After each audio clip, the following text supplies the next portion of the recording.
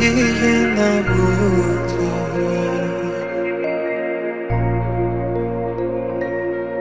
توی رویایی که نمیرسی به دستم،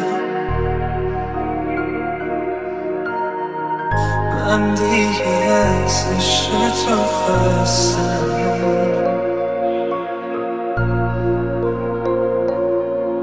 توی